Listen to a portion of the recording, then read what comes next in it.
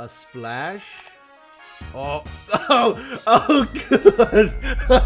Welcome. Can I create League of Legends splash art? You see, recently I made an important decision. I am speccing into illustration skill tree. What that means? Well, in short, it means that I'm going to prioritize learning illustration related skills first. And to be more specific, fantasy themed semi-realistic illustration. To do that, I need to learn how to create polished professional looking illustrations. And there's no better place to find inspiration than breathtaking work of Riot's illustrators. Since I was 12 playing League, I always wondered how someone comes up with such a complex art piece. And just recently, I found a tutorial by Min, which has been a goldmine for answering my questions. On top of that, I need to build a fantasy themed portfolio.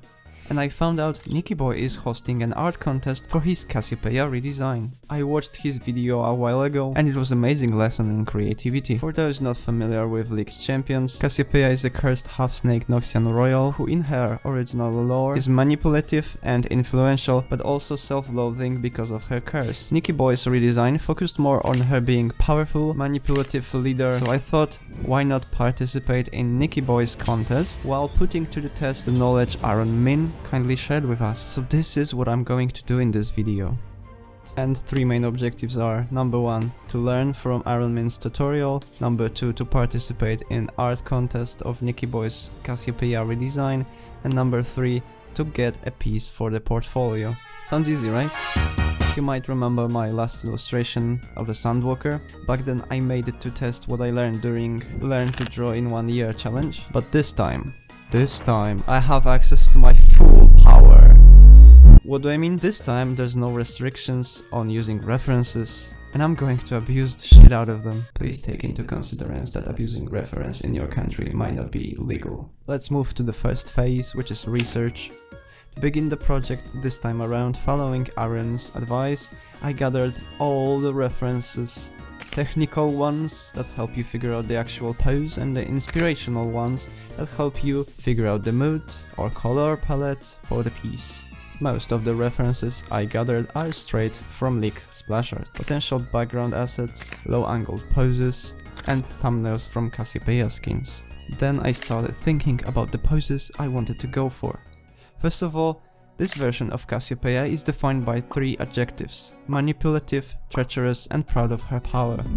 So I wanted to reflect that by choosing a low-angled pose to give her feeling that she's looking down at you like you are just a tool for her. Because I couldn't come up with such a complex angle from imagination, I opened Magic Poser 3D and started looking for presets that were close to my idea of pose, and then adjusted them to my liking. Sketching phase. After gathering reference material, I started sketching my poses. First sketches are usually as simple as possible. To build any pose for Cassiopeia, you need a circle for the head, a line for the shoulders, a long curved C-shaped line for the chest and pelvis, and the continuation of that line creates the tail. Now, add the hands using 3 lines, depending on how drastic the bends are. Here's our simplified version of Cassiopeia's gesture. I created a bunch of those, some from imagination and some from references. Making small changes in a limb position, I tried to come up with an idea that would show her treacherous personality. And I thought about that scene from Lion King when Scar holds his brother dangling from the cliff, only to let him fall. So I made a few variations of that scene, with a Cassie as the main focus and the viewer as the one holding onto the edge. Here's my full page. Now it's time to pick a few favorites and refine them. I just remembered that all of the drawings you make at this stage should not be overcomplicated. Basically, think of them as disposable. I'm guilty of getting into too much detail on this one. I should have focused on making a full mannequin in perspective, out of gesture, then adding clothes, some visible muscles, and indication of facial features. The rest can be worked in the thumbnail stage. Just a quick note to myself from the future: don't be afraid to move some limbs. And keep on experimenting with the pose, because it's the time for that. I'm gonna leave a few of those notes here.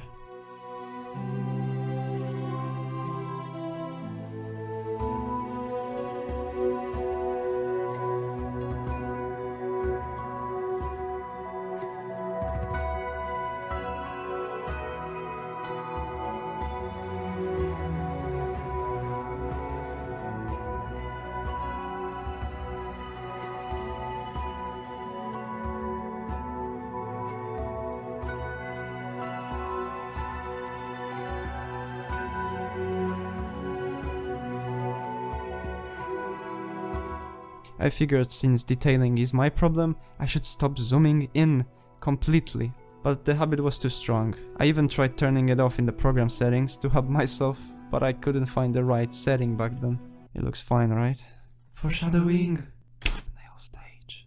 Now we move to the thumbnail stage, where I tried to give each pose its own individual background, light and feeling. I also used the lens flare trick, and I gotta say it makes a difference. I might be overusing it now though. These are 4 thumbnails that I came up with, remembering that the background is just shapes that are supposed to support the focal point. This is the perfect time to look for some feedback.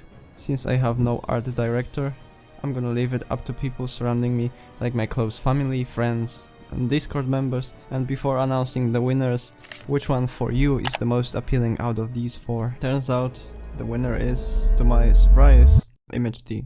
I don't know what it is about it, but most people just voted for it. Maybe composition. So I pull it out on a bigger canvas. I'm thinking that drawing it on a smaller one in the first place was a mistake, and I should not be doing that. On one hand, you have your thumbnail on already full resolution. On the other hand, you kind of get into too much detail on this early stage, which is not good. But I don't know, maybe trial of error could help me figure it out.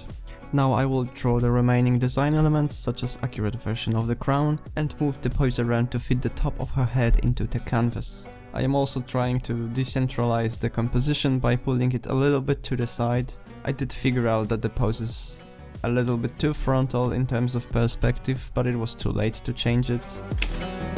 Now, according to the guide, I should add color on mode layers. So I did. And here's my problem. If I'm supposed to start rendering from this step, I will surely be lost in many details. That's not how I want to do it. I found that working layer by layer of changes is my favorite workflow. What I mean by that is adding flat color, shadows, and so on, one after the other. So I feel a little lost. This could have been my second biggest mistake, since most splash art artists work that way, and I need to explore it more. And here I reach the first wall. Not knowing where to start, I will go from top to bottom, render the crown, and look forward to doing the same for the face. I tried to make her facial features look more similar to the design with angular cheekbones and sharper jawline, as well as the eyes, but somehow whatever I made looked so much worse than my thumbnail version.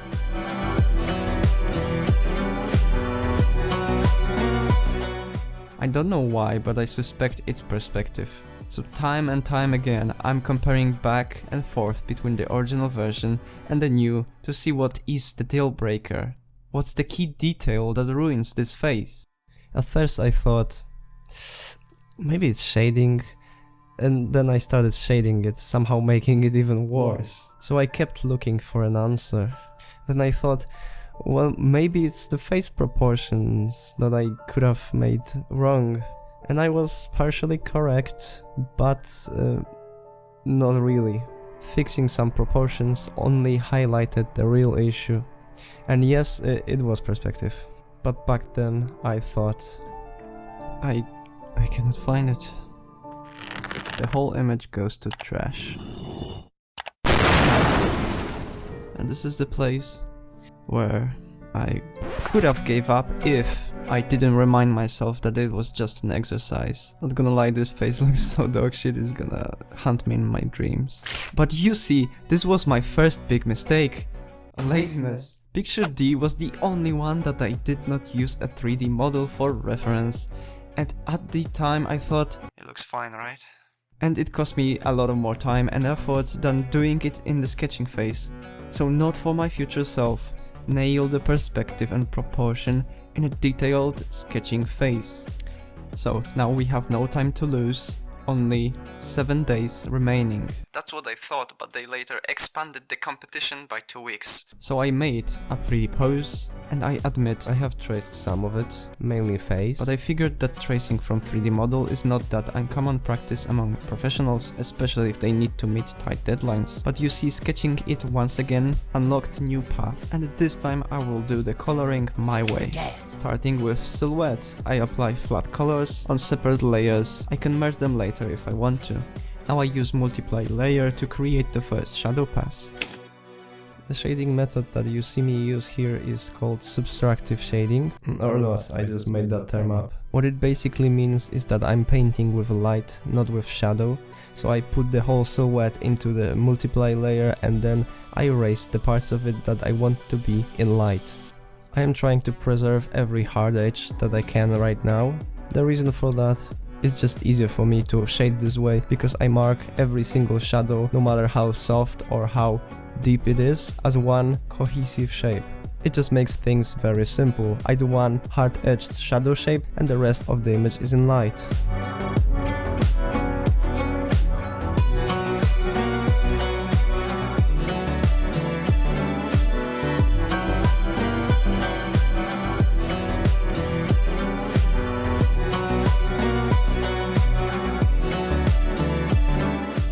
Now it's time to finally break the simple shape using deeper shadow and some soft brush. The shadows I apply now are called core shadows, and applying those basically gives a lot of more depth to the drawing.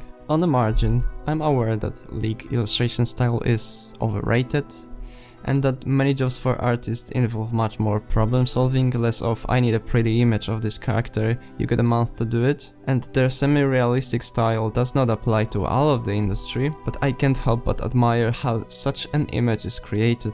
I always felt that if I could paint something near this type of illustration, I would finally feel like I know how to paint. It's like my internal goal that I hid from myself ages ago.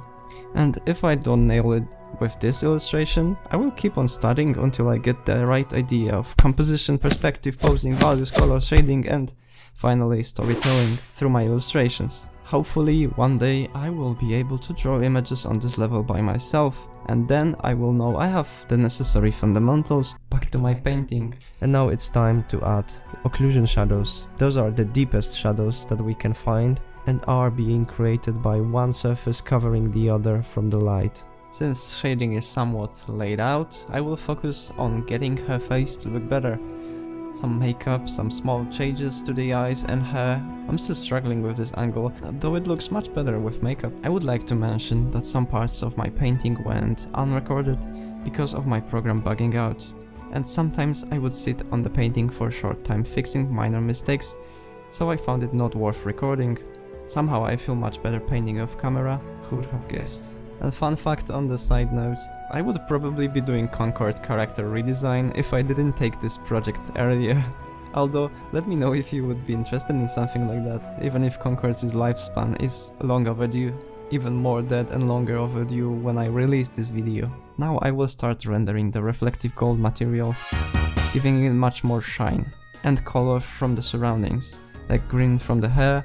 But I will wait with the sky color reflection since I might make significant change to the background in the near future. I also want to include more storytelling in this image, so I will add head sculptures to Cassiopeia's hand and some sculptures scattered around the background and foreground to see how it reads.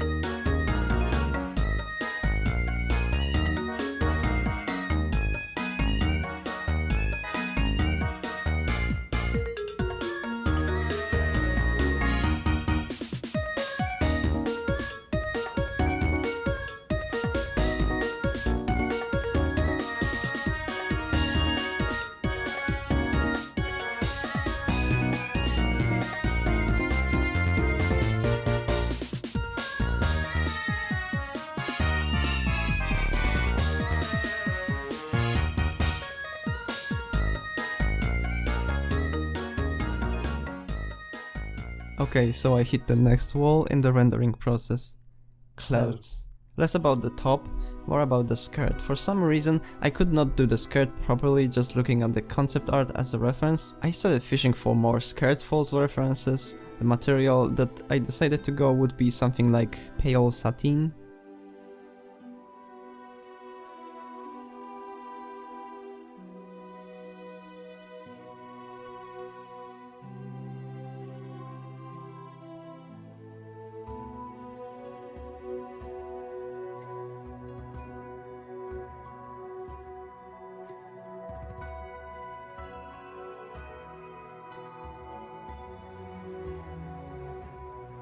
Once again I attempted to do it and it still wasn't ideal, quite far from it, to be honest. So I did what every normal person would do, and I started scavenging my wardrobe looking for similar material. I didn't find anything directly connected, so I started deepening the shadows for the golds to really finish the jewelry in the meantime.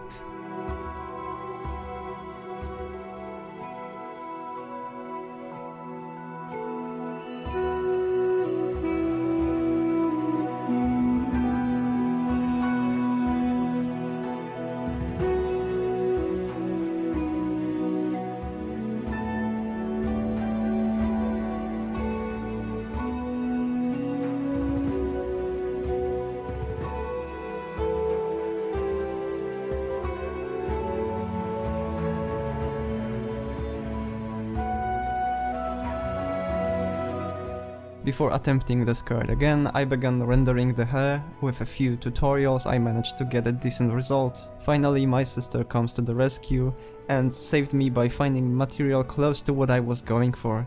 The key is to have marked tension points on the sides of the hips and below the belt, then make the folds have more volume on the side, and finally to sew the soft satin-like material by using many soft edges. This sells the idea pretty well. I could have done it better though, I think.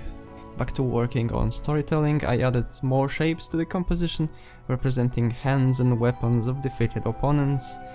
Second guessing if she should hold the head in her hand or have it display poisonous power via VFX. In the end, I decided to go for the head sculpture, mainly because it's less attention pulling and more intimidating to the viewer. And if you wonder where I got the design for the helmet, it's directly pulled from the official Cassiopeia splash art, where those helmets hide eyes pretty well, not competing for attention, and are easy to paint. Once it was detailed enough to be in a focal point range, I moved into shading foreground elements. I plan to blur them in the end, so not much detail is required.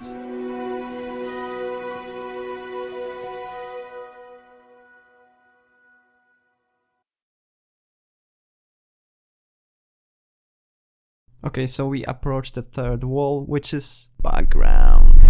If you know me, I don't like painting backgrounds, honestly, and not only that, but I suck at it. So this little preview background that I got here in before, I thought it was pretty okay-ish to move on with the illustration to get the right idea, but it's far from what I want it to be. So I started looking for, I don't know, cheats on the internet. And I've came across Topo's video where he discusses tricks to do backgrounds without actually learning how to paint them. If you are interested in such a thing, I highly recommend checking it out. So what I tried to use from that video is the Unreal Engine trick, that you basically use Unreal Engine as a 3D software to make composition for your image. No, I wasn't able to record it. My PC was barely able to run UE5 on itself, but this is what I got out of it.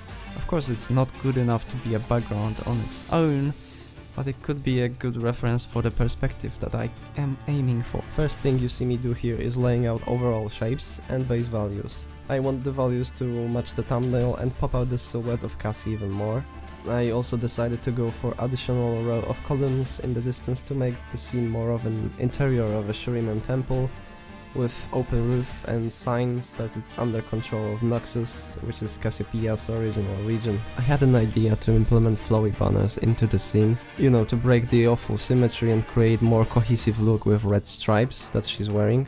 And now it's time to add base color to the structure. It's always hit or miss for me. I tweak it later if I have to with Ctrl+U. Once again, I'm using the subtractive shading, this time on whole background, because in the end there will be more shadow than light, and it's more efficient this way. I am trying to match the light source of my character, but I will not bore you with full time-lapse of this. You might notice me changing workspace in Krita. I swapped to pure ref and I wanted to regain some space occupied on the screen, so I went for minimalistic looks. And I kinda like it. At one point I added Noxus signet to the banners and wrapped it accordingly to match the band. I have to say the results look pretty convincing, at least for me.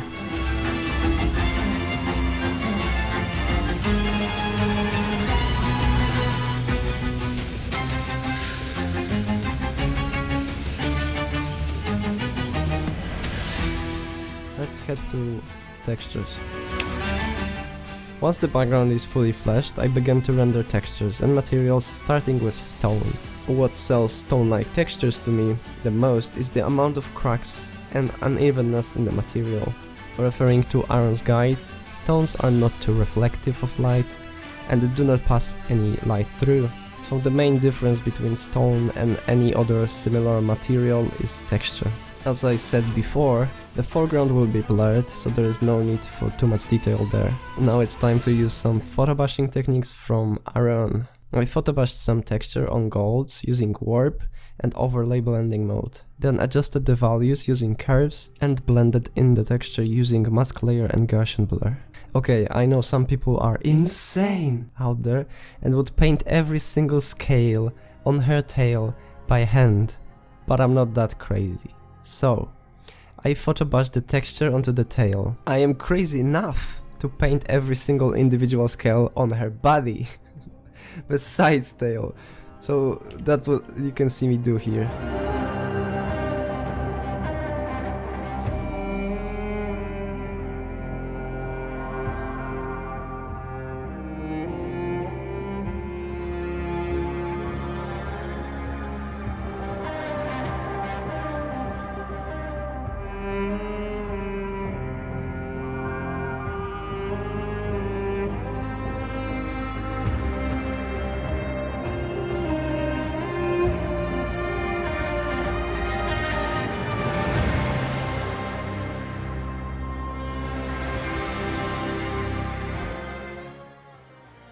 Once my insanity is satisfied, I begin to experiment with some VFX, which I ultimately didn't put in the final artwork, I just wanted to see how it would look. And that's the final artwork coming to... You thought we were done? Post-processing. I don't have much more to add here, other than I finally noticed how Sharpen filter could enhance my artwork, especially on metal. I've seen Bochen using special sharpening brush to push the texture even further, so it's something to keep in mind. And they make it sharper? Okay, this time for real. From this thumbnail, to this monstrosity of a character, to this monstrosity of a background, to this final composition. And one thing that I want to talk about is the decision to make the bright light behind Cassie bright blue instead of warm color. First of all, it blends nicely with atmospheric depth and sky. Second of all, when we want to build an illusion that the light is very bright, our eyes see it as blue to tone down the intensity. Strange phenomenon, I know. It also provides cool contrast to the otherwise very warm scene, and I hope I managed to get the triple D's nuts properly laid out. Now that is my artwork finished, let's see how Nicky reacted to it, and let me say, it's hilarious. Cutterfly? Via submission, I enjoyed your redesigned video and decided to participate, focusing on learning to work on illustrations, splash arts, and League of Legends style. It was a great challenge. Thank you for hosting it. Oh? A splash? Oh, good. Oh, shit. I see the hand and she's holding the head. Oh, dear. Oh, that guy is severely dead. That guy is, you know, he's lost his head. So, I tried to pun and I voice cracked. He's lost his head, so to speak. So no head. No, he doesn't have one. It's gone. And he lost his fingers too. Another Jerome to the Jerome counter. Yeah, the composite, the pillars leading down with the Noxian banners. She knows what she did. She knows that guy's dead. Oh, passes the facts test. So how rendered is this? Pretty damn detailed. Hey, it's the eyes, dude. Damn. Thank you. The background is awesome Left here. 4 Dead reference. Is it a Left 4 Dead reference? She eat without YouTube. That's a power move. Yeah, the scales too. Let me bring it back. There's scale patterns. Damn. That's nice. I like the storytelling here too. Like, yeah, he's dead. Just in case you weren't certain he was dead. Just gotta double make sure. I don't know, I was making sure. Yeah, this is awesome. This is so good. There's been a lot of them that we've seen that have just really good framing, right? They just, it's so sick. This is great. And the lighting too. The sun on her back, like the shadow is casting down on him. That's so cool. That's awesome, Cutterfly. Summarizing, for those who are curious, no, I did not win the contest. In fact, I was not even top 50. Why? Well, the other artworks were all sorts of amazing, obviously, but the main factor I'm guessing contributed to my loss is that this event was community voted, and my artwork gathered equal amount of votes to this masterpiece. Don't get me wrong, I'm not mad at all. It just sucks that my art is not featured with the other finalists. But I guess what I got is a great reaction, and I achieved my 3 goals. I did participate in contest, I did solid artwork for my current skill to my portfolio, I practiced with Armin to get better at learning splash art painting, and I have 4 things to fix in the future. Here's a list of things that I would change if I approached it once again.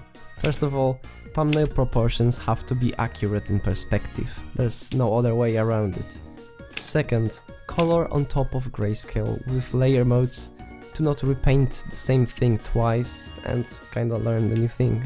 Also, you can refine the image in grayscale before starting the color. Number 3, no zooming in for details in early stages.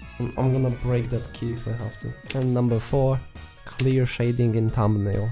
And here is the full process list showing step by step how I did this illustration. So, how do you think I did with this illustration? Do you think I improved since my last illustration? Do you think Mark is proud of me? Okay, stop. Thank you for watching thus far. You are a great support to me. Hope you find something in use out of my video, and see you.